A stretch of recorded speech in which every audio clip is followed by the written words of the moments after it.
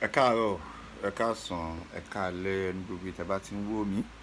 Gẹ́gẹ́ bí àṣà mi, nǹkan tí ò ní o lè fúnyàn. Ọlọ́gbọ́n nìkan ni mo pè, ẹni tó ní ọgbọ́n, tó ní àgbọ́yé, tó tún ní àròjinlẹ̀. Ìtàn lórí Áfíríkà àti ìtàn lórí Yorùbá. Ó máa gùn díẹ̀. Ẹni tó bá fẹ́ gbọ́ complete video ìtàn yìí lórí Áfíríkà àti Yorùbá yìí, kó lọ sí orí YouTube channel mi, Ọbányẹ̀wò. Ó máa lọ complete ẹ̀. So ẹ rí, mo fẹ́ kí àwa Yorùbá àti àwọn ọmọ èdè ènìyàn pàápàá jùlọ Áfíríkà, ẹ jẹ́ ká kọ́kọ́ wò ná, ká kọ́kọ́ bẹ̀rẹ̀ láti ilẹ̀ Yorùbá. Ẹ̀sìn, ṣé ń gbọ́, àṣà àti ìṣe mẹ́tẹ̀ẹ̀ta yẹn ìgbésẹ̀gbẹ̀. Ẹ ká sọ̀rọ̀ nípa nature. Ọmọ Yorùbá o, tó bá kí n ṣe Yorùbá náà, tó bá understand Yorùbá, kò sí òwe Yorùbá kan tí ẹ máa sọ tí ò nítumọ̀, tí ò dẹ̀ yẹ pé tíṣe ò bá ṣe kìíní kòkè tí ò ti ṣẹlẹ̀ rí. Gbogbo ọ̀rọ̀ Yorùbá, gbogbo ọ̀rọ̀ tí Yorùbá máa fi pe àṣàmọ̀ àti òwe pátá ó ṣẹ̀ ni. Ok, ṣe rí ìtàn Áfíríkà generally, origin tèmi wò pé origin wà, ó ti yẹ a lọ connect padà sí Egypt ni. Ẹ wá rí Igbo àti Hausa, tí o bá fẹ́ understand Igbo, ẹ try láti ọkọ lọ mọ culture yín. Tó bá mọ culture yín tán, ẹ lọ mọ history yín. Tẹ́ bá mọ history yín tán, ẹ máa understand life. That you pé the same thing. Mo gbọ́ nígbà wọ́n ní pé history máa ń repeat ara ẹ̀. Tó bá yẹ pé lóòótọ́ ni history máa ń repeat ara ẹ̀, ẹ má yẹ kí history repeat ara ẹ̀. Definitely àwọn people yìí ṣe padà bọ̀ wá colonize wa in other way. Kò ní jẹ́ bọ́ kọ́kọ́ wá colonize wa lára ọkọ. Okay, nǹkan tẹ́ máa fi understand lélẹ̀. Yorùbá, we have our own history. Hausa on history, Igbo on history. Igbo láti ṣẹ̀ wá, báwo la ṣe délé ayé. I'm not ẹgbẹ́ ká gbé Kùránì lẹ̀, ẹ ká gbé Bible lẹ̀, ẹ ká gbé Ifá àti gbogbo ẹ̀ lẹ̀. Gbogbo kọ́kọ́ wò náà wọ́n ní pé tíyàn bá máa jẹ ogún kógún, ó máa pa ìtàn kítàn. Ọmọ Ọ̀yọ́ ni mí, ọmọ Abẹ́òkúta ni ẹ́, ọmọ Iléṣà ni wọ́, ọmọ Ògbómọ̀ṣọ́ ni ẹ́, ọmọ Ìkúyè. Okay, nínú ìtàn báwo lẹ ṣe wá, nínú ìtàn ìdílé mi gangan, ọmọ Ìṣokùn, ọ̀nà Ṣokùn, báwo ni Ìṣokùn ṣe wá, ibo la ti wá, kí ló bí ọ̀nà Ṣokùn. Tó bá ti mọ̀ Ọ̀yọ́, kí ló bí Ọ̀yọ́, kí ni history Ọ̀yọ́, ibo l'Òṣogbo ti jáde. Tó bá ti kọ́ mọ̀ yẹn, ẹ forget religion for now. Okay, o ti kọ́ mọ ibi tá ti ṣẹ̀ wá nìyẹn. Kí ló ṣẹlẹ̀, báwo ni a ṣe wà pẹ̀lú àwọn òyìnbó yìí, kí ló ṣẹlẹ̀, báwo ló ṣe wá bá wa, báwo la ṣe ọjẹ́ àwọn ní life wọn, a ní life tiwa ní which is black nation ni wá. Ṣé wọ́n pé ó possible fún dúdú méjì kó bára wọn sùn kó dẹ̀ bí òyìnbó, kò possible fún òyìnbó méjì kó bára wọn sùn kó bí dúdú. Ẹ máa bọ̀ ẹ wá sọ pé mo gbọ́ mo pa. Àwa ní ààfin, ó dẹ̀ tún máa rẹ́ lómi tó bá bí bó máa jọ òyìnbó. Ó ti yẹ ara wa ló ti jáde kúrò. Ìtàn ibẹ̀ kọ́ ni mò ń lọ lé ní ara wa ló ti jáde. Àwọn òyìnbó méjì wọn ò lè bára wọn lájọṣepọ̀ kó bí dúdú, àwa dúdú méjì lè bára lájọṣepọ̀ ká bí òyìnbó. Ìtàn ọjọ́ kan nìyẹn. So ẹ kọ́kọ́ lọ mọ history wa. Ọ̀yọ́, mo sọ ní pé Ọ̀yọ́ tí a wà yìí kankan, òun kọ́ l'Ọ̀yọ́ àkọ́kọ́, Ọ̀yọ́ ìkeje ni. Ọ̀yọ́ ìkeje ni. Ẹ lọ ka history. Okay, kí ló ṣẹlẹ̀, báwo ni a ṣe di one Nàìjíríà, báwo ni Hausa ṣe, báwo ni Igbo ṣe wà, ẹ lọ ka history. Torí ẹ thank God, mo dúpẹ́ gan lórí ààrẹ orílẹ̀-èdè wa tuntun. Ó ti dá history padà sí iléèwé wa, sí education wa. History yẹn ẹ máa jẹ́ kó jẹ́ pé history àwọn people yẹn nìkan lẹ́ mọ̀. Ẹ jẹ́ ká mọ history wa. Let me know my own history. Jẹ́ kí n mọ nǹkan táwọn gbégbé fada wa náà ti ṣe. Ẹ má yẹ ká máa mọ bàbá yẹn bí ẹni pé ọ̀lẹ ni wọ́n. How, báwo ló ṣe máa kọ́ ní wá colonize wa, báwo ló ṣe wá enslave wa, kí ló ṣẹlẹ̀. Àwọn bàbá yìí náà jà, wọ́n jà tìfàtìfà, wọ́n jà. Ẹ lọ wo generation látàyè 20 kò kí ń ṣe century yìí ló ń ka. Ẹ lọ ka century láti ayé olóòótọ́, láyé Oòduà, láyé Ọ̀rànmíyàn, láyé Ṣàngó Olúkòso, láyé Ọ̀ṣun. Lóòótọ́ ló ṣẹlẹ̀. It's not an imagination. Ẹ má jẹ́ pé religion is religion. Ọgbẹ́ wa bá wa, okay, we accept Allah, but ẹ jẹ́ ká kọ́kọ́ mọ history ara wa, please. Torí pé a mọ history ara wa la ṣe ń ṣe àwọn mistake kan. Ló fi jẹ́ pé Òṣùpá náà pé oríṣiríṣi èèyàn ló wà bí oríṣiríṣi aṣọ. Ẹlòmíì wà pé life tó live ní Nàìjíríà tá wà nílẹ̀ Yorùbá, life àwọn òyìnbó ni. Kò dẹ̀ possible kó máa live life òyìnbó nílẹ̀ aláwọ̀ dúdú. òfin tá à ń lò ń lu wa òfin àwọn òyìnbó ni. Báwo lè ṣe máa gbé òfin olófin wá sí orí wa ń bí báyìí? It's not possible. We have our own culture, we have our own doing. Lóòótọ́ wọ́n ti wá wọ́n ti introduce religion fún wa àti accept religion. Is it most for us to accept their own culture again? Don't we have our own culture? Ọkọ̀ wa nígbà tó wá wọ́n ní pé culture wa ò dá, religion wa ò dá. Okay, sọ pé culture wa ò dá, religion náà ní pé kò dá. Wọ́n ní ká máa bọ Ògún, ká máa bọ Ọ̀ṣun, ká máa bọ Ọya, ká máa bọ Ṣàngó, ká máa bọ iná, ká máa bọ omi, kò dá. Allah ní ká máa sìn. Okay, àti accept yẹ. So ṣé ó wá di dandan náà ká tún accept culture wọn ni? A tún accept kí ló kọ ẹ̀ òfin wọn. Mo gbọ́ recently sọ ọ́nà gbé ṣẹ̀ríà lọ bọ̀ lọ́yọ̀ọ́. Mo ò fẹ́ dá sí. Ẹ má try ẹ̀. I'm a Muslim. Lóòótọ́ tí ṣẹ̀ríà yẹn bá fẹ́ work, ẹ lọ work ṣẹ̀ríà yẹn. Ìwọ tí ṣẹ̀ríà lọ bá wa work fún, o ní láti lọ máa gbé Saudi. Báwo lè máa gbé ṣẹ̀ríà lọ wá sí ìlú wáyé báyìí?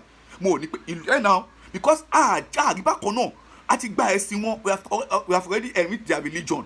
Yes, mi kà máa sin àlà ṣe àtúgbọ́dọ̀ gba culture wọn ni. So definitely ìwọ tó bá sọ pé orí àwọn bàbá àjọ òun ògbọ́n o tún bí bàbá ńlá bàbá ẹ mọ̀. Bákan kọ́ làwọn bàbá wa ṣe ń gbé ayé ńgbà yẹn ni. Wọ́n gbé ayé náà. Ìkan tó tún wá yà mí lẹ́nu, ẹ lọ kà ní history àwọn people tó wá colonize àwọn British kó tó wá colonize wa nígbà tó máa gbá àwọn bàbá wa náà ọ̀hún ọba wọn lásán.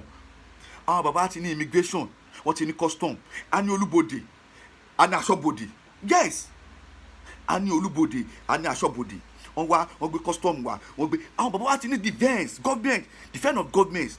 Aláàfin Ọ̀yọ́ lológun wa. Ẹ sáré padà sí history. Ṣé rí Ilé Ifẹ̀ gangan tẹ́ ń wò yẹn, ibẹ̀ gangan nílé agbára wa. Ṣé ń gbọ́ Ọ̀yọ́ òun ni self defence wa, but tó yẹ pé gbogbo ọba máa lọ gbogbo àwọn ọba pátá wọn máa lọ sí ojú ogun. Àwọn ọba gangan ibà lórí ogun kan ló ń jẹ́, àwọn ló máa lọ sójú ogun. So ọ wá rí pé ìwọ tó bá máa sin ìlú ó ti yẹ ìwọ tó bá máa ṣe olórí fún ìlú. Quran náà sọ ọ ní sẹ́yìdìl kaomi kàdímùhùn, aṣíwájú ìjọ gẹ́gẹ́ bí ìbò ìlú gbọ́dọ̀ jẹ́ fún ìjọ yẹn. Àfáàtò bá mọ̀ sẹ́yìdìl kaomi kàdímùhùn, aṣíwájú ìjọ o gbọ́dọ̀ máa ṣe ìbò ìfúnpọ̀. So láyé àtijọ́ náà àwọn bàbá náà ti ní form of government yẹn tẹ́ pé gbogbo àwọn ọba pátá wọn máa ń lọ sójú ogun ni. Ìbá lórí ogun lọ́njọ́ máa ń lọ sí ojú ogun, máa lọ ja ogun. Tó bá lọ ja ogun wá ti pa ọba lójú ogun. Ó wá ní kí ọba má jagun mọ́, ọba náà máa ń ní agbára, ọba wa yọ Ààrẹ Ọ̀nà Kakanfò. But kò tí ṣe bẹ́ẹ̀ lọ́ fi yọ mo ti fò lọ́ fi yọ Balógun. Lọ́ fi wá jẹ́ pé tí ọba bá pàṣẹ ogun kò kí ṣe pé ọba ò lè jagun o, ọba ti rán Balógun lọ sórí ogun. Ní ayé àtijọ́ lẹ́yìn ọba Balógun ló tún kàn. Yes, Balógun àtọ́bájọ́ máa ń ṣe ìlú ni. Lọ́ fi wá dá Ààrẹ Ọ̀nà Kakanfò lẹ̀. Ààrẹ Ọ̀nà Kakanfò gbọ́dọ̀ máa bá ọba gbé nílùú. Àwa la fi ṣe guideline wa sí Ìlọrin. Ìlọrin ni bọ́dà wa, Ìlọrin ni guideline wa bẹ̀, Ìlọrin ni àlá wa àtàwọn outside. Nǹkan kan ló ṣẹlẹ̀ tó fi tí Ìlọrin fi di ìlú Hausa àti Yorùbá. Ìtọ́jọ́ mi nìyẹn mo máa tún sọ. So àwọn bàbá wa ti ní form of government. Káwọn British ṣòde wọn ò dédé wá mú wọn bí ṣíkìnì. Ọmọ àbá bí ṣíkìnì o, àbá náà jà tìfatifa, wọ́n jagun bá àwọn obìnrin náà ọba wọn ṣeré ọwọ́. Omi tẹ̀yìn wọn gbin lẹ́nu ni. Ẹ má wò pé àwọn bàbá ọjọ́ yẹn ò ní ọgbọ́n, wọn ò ní orí tó ń rò. Wọ́n manipulate wọn ni o. Wọ́n manipulate wọn ni. Ẹni sùúrù ẹ̀yin ẹlẹ́sìn máa fún mi ẹ̀sìn gbọ́ àlẹ́ tọ̀. Ẹ ti gbé ẹ̀sìn yẹn wá, o ti yẹ yín bọ́ ẹ gbé ẹ̀sìn yẹn wọlé náà máa explain, but àti gbé ẹ̀sìn wọn náà. Ṣé must we inherit their culture? Don't we have our own culture? Wọ́n bá culture wa, ẹ wá jẹ́ kí culture wa padà bí culture wa wá dá lójú wa mọ́. Àṣẹ́rìṣì kọ́ wa mọ́. Gbogbo àwọn gbẹgbẹgbẹ afárá ọtí ní self defence. A ní ọba, a ní Balógun, a ní olórí ọ̀dọ́, a ní òsì ọba, a ní Ààrẹ Ọ̀nà Kakanfò, a ní olóòdẹ, a ní kílókù olórí ọ̀dọ́. Gbogbo fọwọ́n gómìnà ló ti wà ní ilẹ̀ Yorùbá. Ẹ̀dẹ̀ mú gbogbo ti wá ìbàjẹ́ kó ti ń wá. Nígbà tó fẹ́ gbé kínní iná ẹ̀mọ̀kọ́ tó pè ní wọ́n lọ bá àwọn bàbá wa ní pé ẹ jẹ́ ká dá nǹkan tó pè ní ìjọlọ́ba lẹ̀. Nígbà tó wá translate ìjọlọ́ba wá di government. Báwo ni government jẹ́ ìjọba? It's not possible. When he said what is the meaning of government in Yorùbá? Ó máa pè ní ìjọba. Okay, àwọn ọba mélòó wà wà ní government tẹ́ ṣe yẹn? Gbogbo ẹ̀yin Yorùbá pátá ẹ dìde sí gbogbo ẹ̀tọ́ yín tí ẹ rí gbà nígbà tí àwọn ará bí wà ń bí ọmọ Olúwa ló wà ń bẹ̀ báyìí, ọmọ Oòduà ló wà ń bẹ̀ báyìí, ọmọ Yorùbá ló wà ń bẹ̀ báyìí. Ẹ gba ẹ̀tọ́ yín padà. Gbogbo ẹ̀yin olóògbé búkú ẹ̀dá tó yẹ pé gbogbo yín náà ẹ ti fi èrú gbàbùkù, ẹ ti tó ipò ẹ gba ilẹ̀ bàbá ọmọ lọ́wọ́ ọmọ ẹ lé wọn dànù. Àwọn ibìkan wà dé pé ọba ò tọ́ sí wọn ládùúgbò yẹn. àwọn ọmọ oní nǹkan kọ́kọ́ ti lé wọn dànù tó yẹ pé o kàwé, ẹ ti lo òfin ìjọba, ẹ ti lo agbára ìjọba, ẹ ti gba ilẹ̀ lọ́wọ́ àwọn tó nílẹ̀. Ó ti yé yín, ọmọ Yorùbá ẹ lọ́gbọ́n nìkan ló lè understand nǹkan tí mo sọ yìí o. Àwọn ilẹ̀ ibẹ̀ kan wà tó yẹ pé àwọn bàbá yẹn kọ̀ bú fún pé ya gbàbí báyìí kó máa manage ẹ̀, bọ́ ẹ pé torí wọn ò ní àkọọ́lẹ̀, there was not a written then. So ẹ wá sọ kí ni ẹ sọ di ti pé nígbà tí wọ́n bá opportunity ò jẹ government bóyá ọlọ́pàá ní ẹni o, bóyá house of government, ẹ wá fi agbára, ẹ wá fi gbàlẹ̀ lọ́wọ́ àwọn ọmọ ilé, ẹ wá lé àwọn ọmọ ilé ẹ lé wọn dà sí gbó, ẹ lé wọn dà sí gbẹ. Báwo ló ti ṣe bẹ́ẹ̀? Yorùbá náà mo ò tún fọ́ fún yín. Wọ́n ní pé bí wọ́n bá lọ fógún ọdún, ọjọ́ kan òótọ́ ń bọ̀, òótọ́ máa join ni ẹ o, òótọ́ máa join ni ẹ. Gbogbo ẹ̀yin tẹ̀fọ̀ gbogbo pátá àwọn ọmọ nìkan ṣì ń bọ̀ àgbà kan wọn, but àsìkò tẹ́ wáyé gbogbo ẹ̀yin lọ́ba pátá, gbogbo ẹ̀yin ládéládé, gbogbo ẹ̀yin lóye, gbogbo ẹ̀yin ọmọ dídì ọmọ ìka kúùtù òjìgé pátá, ẹ súnmọ́ aṣíwájú, ẹ bá di ọgbọ́n pọ̀, ẹ má dìtẹ̀. Ó fẹ́ ṣe ìlú ìkódà àsìkò tó wáyé, ẹ fèsì ẹ̀. Ẹ jẹ́ kí agbára Yorùbá, ẹ jẹ́ ká mọ bí agbára wa ṣe tó. À ń ṣèyàn rẹpẹrẹ àkèrè, wọ́n ti ń gba ẹ̀tọ́ wa, wọ́n ti ń ti ojú wa yọ̀ wọ́n alẹ́ bọ̀ ti pẹ́.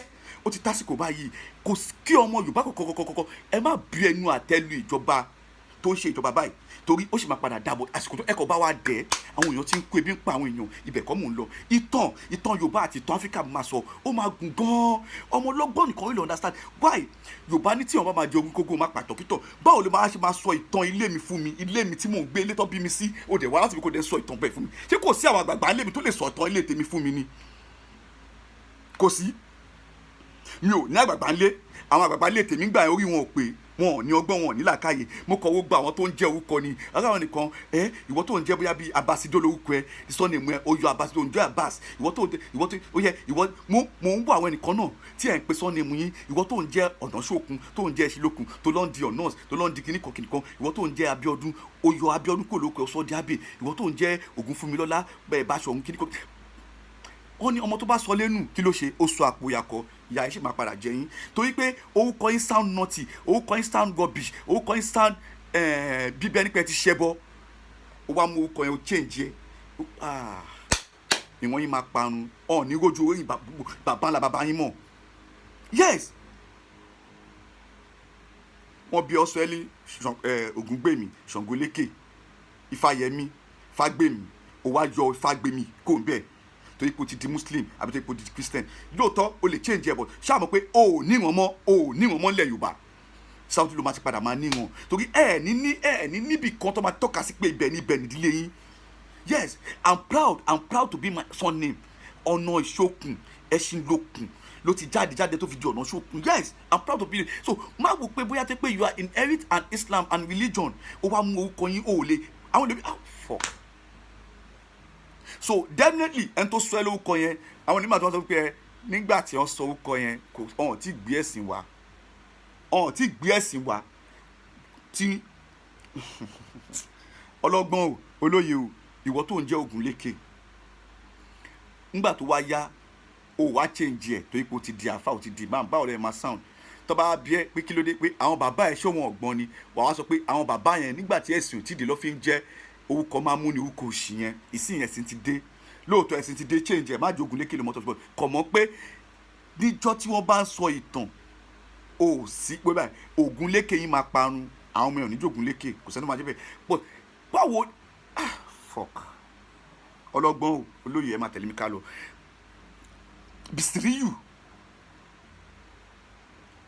Bìsíríyù lórúkọ tí àti bàbá sọ mí, àbùsí Èdùmàrè ló ń jẹ́ Muslim name àbí. Mo béèrè lọ́wọ́ àfa kan pé kí ló kí wọ́n nípa àtàrà bisimilá lọ tí yóò kọ́ mi, no problem, but orúkọ tó sọ mí nìyẹn, surname mi. But why? Mo ti gba religion, mo ń kírun, mo ń gbàwẹ̀, mo ń yan sàká. Why tí wọ́n ti jẹ́ pé nǹkan tó wá ń ṣe Saudi mo gbọ́dọ̀ máa bá wọn ṣe? ṣé àdéhùn tẹ́ ṣe fún wa nìyẹn? nígbà tẹ́ gbẹ́sìn wa, ṣé ẹni ẹ máa gba ìdílé wa lọ́wọ́ wa ni? ṣé ẹ máa pa ìdílé wa run ni? mò ń bọ̀, mi ò tí ì dé o. ó manipulate àwọn bàbá yìí ni o.